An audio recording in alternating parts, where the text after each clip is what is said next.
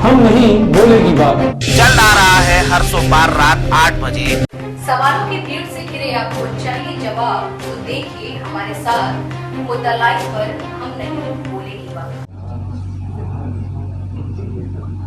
मंत्री जी, आपकी पार्टी ने और पार्टियों से गठबंधन किया, क्या कहेंगे? फिर सबसे पहले तो हम आज स्वर्गीय डॉक्टर सोहेल पटेल जी का जन्मदिन है। इस जन्मदिन के अवसर पर हम उनको श्रद्धांजलि देते हैं। आज हम लोगों के बीच में नहीं हैं। उनके विचारों को, उनके आदर्शों को, उनकी सोच को, जो उनकी लड़ाई थी कि कमेरा समाज हो, पिछड़ा हो, दलित हो, अल्पसंख्यक हो, जो वंचित है, उनको अधिकार दिलाने के लिए वो लड़ते लड़ते शहीद हो गए।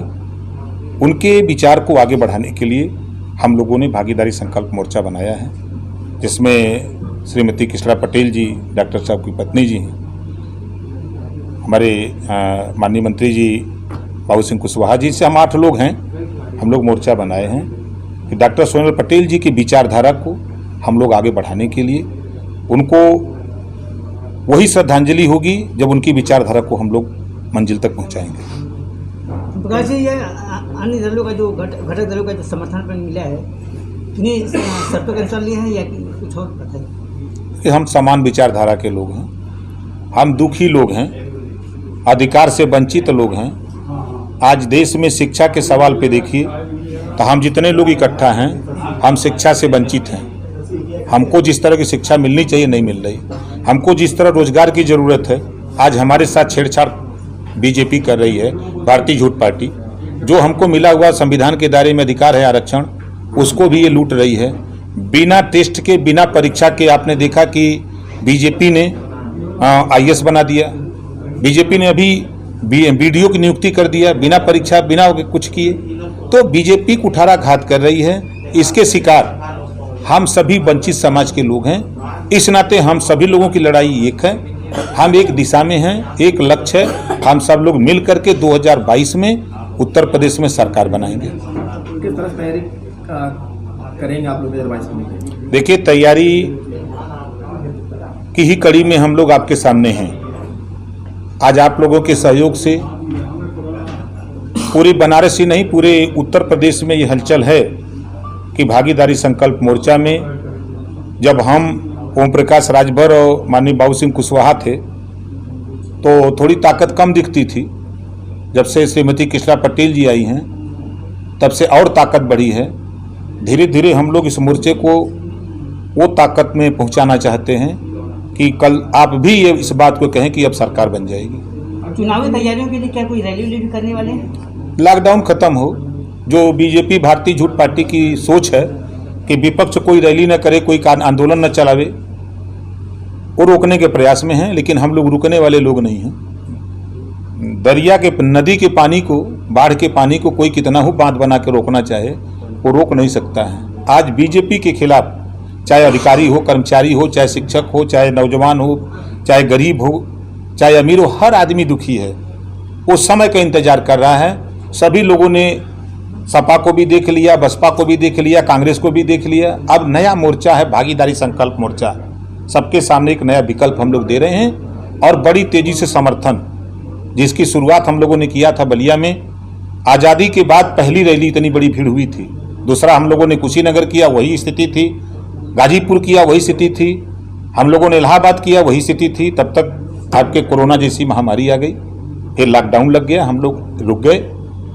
जो लॉकडाउन खत्म होगा आपकी बनारस में, आप ही लोगों से मैं पूछूंगा कि बताओ अब सरकार बन जाएगी कि नहीं बन जाएगी। अध्यक्ष जी, स्वर्गीय सोनेलाल जी ने जो समाज के लिए संघर्ष किया और उसको इतनी बड़ी पार्टी बना के उसको तैयार किया, लेकिन परिवार में ही विवाद चलता रहा, जिसकी वजह से 2 फाट हो गए। तो क्या आप उनको मिलाने का प्रयास करेंगे? देखिए, एक पेड़ होता है, उसकी जड़ जमीन में होती है, डालियां बहुत होती हैं, कभी कभी कुछ डाली टूट भी जाती है, लेकिन उसी में से कुछ कल से निकलते हैं। तो परिवार है, आज किन्हीं कारणों से किसी के बहकावे में आकर के गलत जगह चली गई।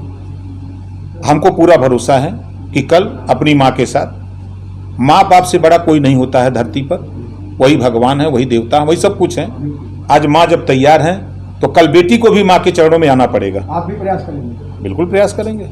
ये गठबंधन कितना टिकाऊ होने वाला है, क्योंकि अक्सर देखा गया जब चुनाव आता है तो गठबंधन पार्टियों में होता है, चुनाव हारने के बाद गठबंधन समाप्त होता है। क्या आपकी भी पार्टी का जो गठबंधन हुआ है वो भी कुछ ऐसा ही होगा?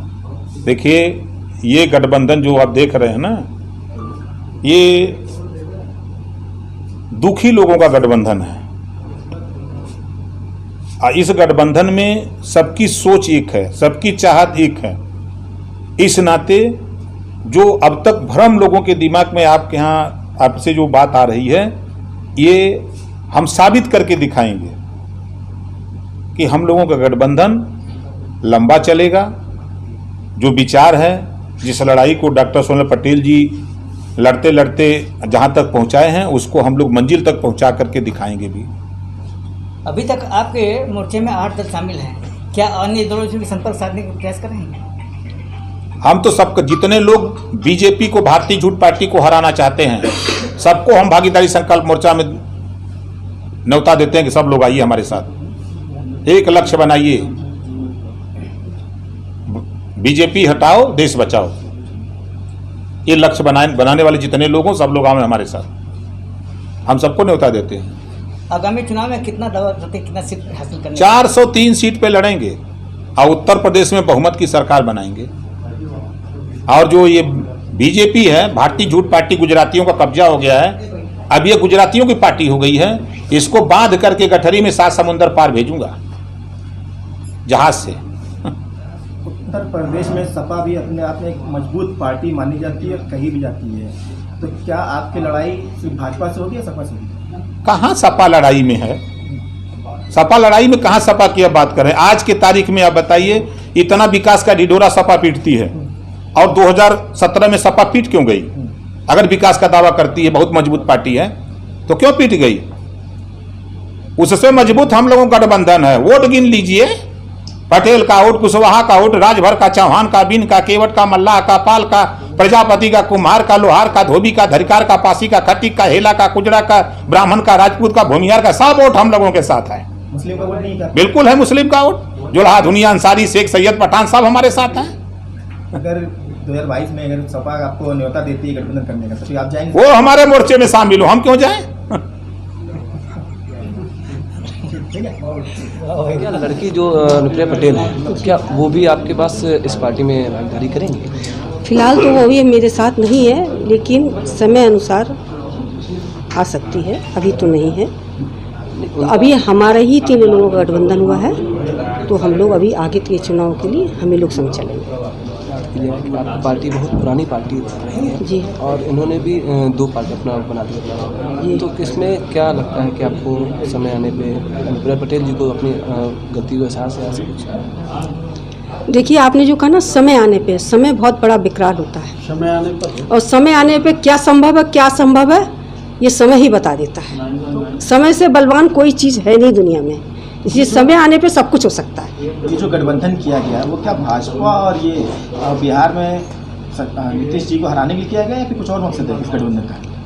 देखिए, नीतीश जी को हटाने के लिए या हराने के लिए किया गया, ये तो बात दूसरी है, लेकिन हर विपक्ष पार्टी एक दूसरे को हराने के लिए ही चुनाव लड़ती है, चाहे कोई भी पार्टी। भाजपा और सुभाषपा का जो गठबंधन रहा है, तालमेल रहा है, काफ़ी लंबा रहा है, लेकिन फिर बीच में इन्होंने अपना साथ छोड़ दिया भाजपा से। जी, क्या आपका साथ चल पाएगा? हमारा साथ चलेगा, लंबे समय तक चलेगा, क्योंकि हम लोग एक विचारधारा के लोग हैं, एक नीतियों के लोग हैं, एक समान शिक्षा के लोग हैं, इसलिए हम लोग का चलेगा।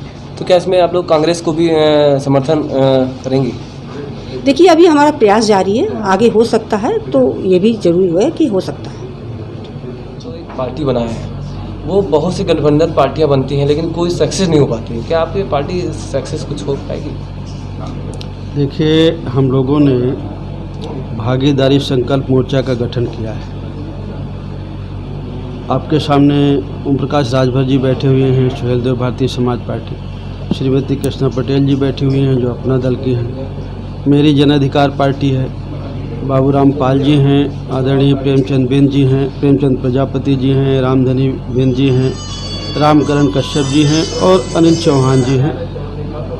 हम 8 लोगों ने मिल करके भागीदारी संकल्प मोर्चा का गठन किया है और इस आशा उम्मीद से किया है कि जो उत्तर प्रदेश में बड़े पैमाने पर अन्याय अत्याचार हो रहा है, जुल्म जास्ती हो रही है, और जो खास करके जो वीकर सेक्शन है, जो पिछड़ा तबका है, उसके रिजर्वेशन से छेड़छाड़ हो रही है।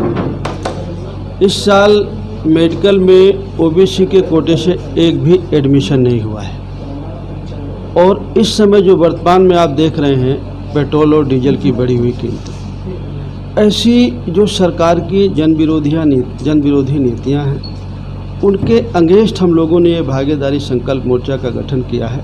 और हमें पूरा भरोसा है कि भागीदारी संकल्प मोर्चा प्रदेश की सरकार को 22 में हराएगा और आने वाले 24 में भी हम लोग बहुत अच्छा प्रदर्शन करेंगे। जी, बात की जाए कुछ दिनों बाद बिहार में चुनाव है।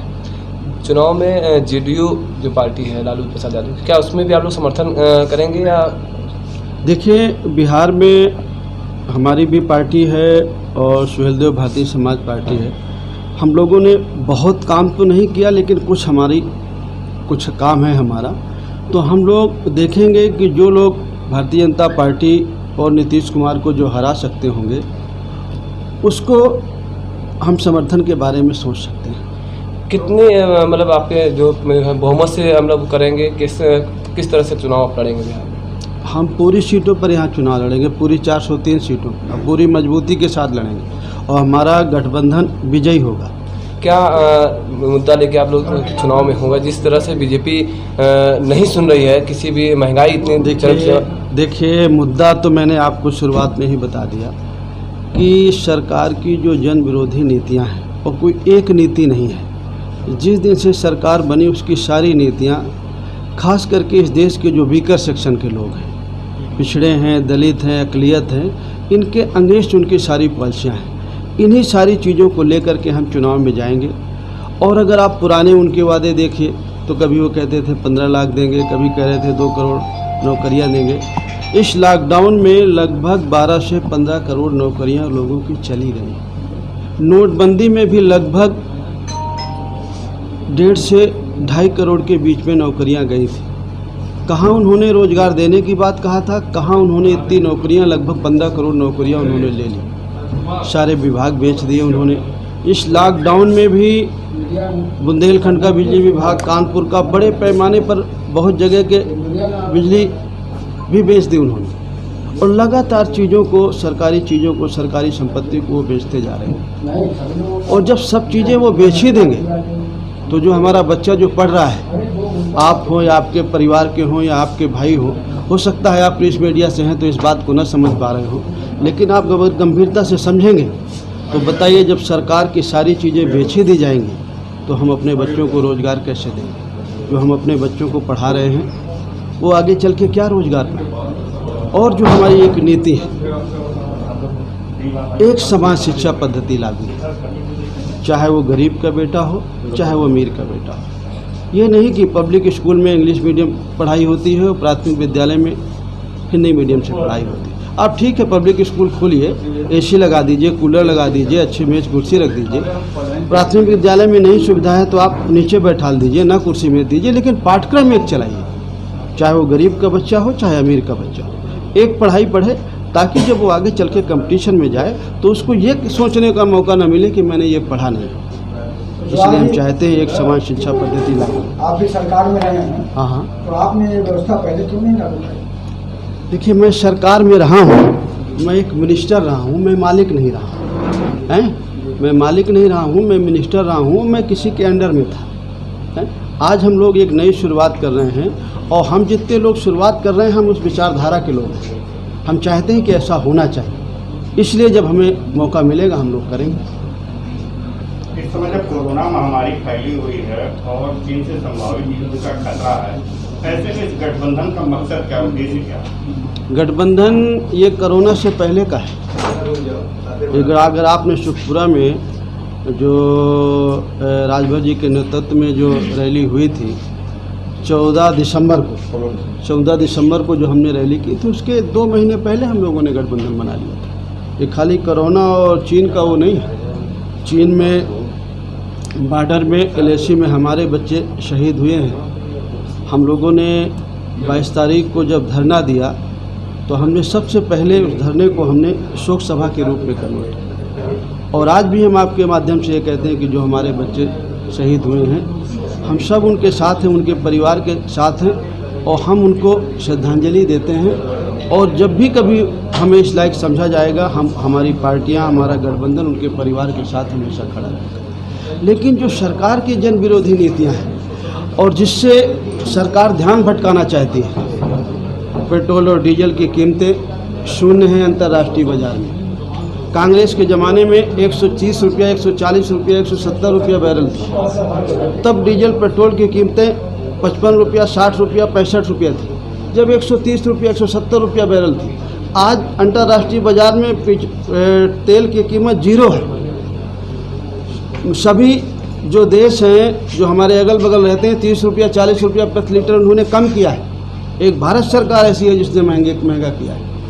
बेहतर हो, ये हमारे, आपके, हमारे बच्चों के हित की बात है। अगर आप सब लोग मिलकर के ये सवाल पैदा करें, ये सवाल खड़ा करें, तो सरकार पर कुछ दबाव बने। जब पेट्रोल और डीजल महंगा होगा, आपकी जो दैनिक चीज़ों की ज़रूरत है, बाज़ार में जो आती हैं चीज़ें, वो सारी चीज़ें महंगी हो जाती हैं। तो बेहतर है कि हम ऐसी चीज़ की चर्चा करें जिससे पब्लिक का हित हो, जनता का हित हो। बिहार में कितनी सीटों पर मुद्दा उठाया करेंगे? बिहार में हम लोगों ने 10-12 ज़िले पे तैयारी की है। अब हमारी बात होगी राजभर जी की, और हमारी कोशिश है कि हम लोग कम से कम नहीं तो दोनों लोग मिलके 50-60 सीटों पर हम लोग लड़ें।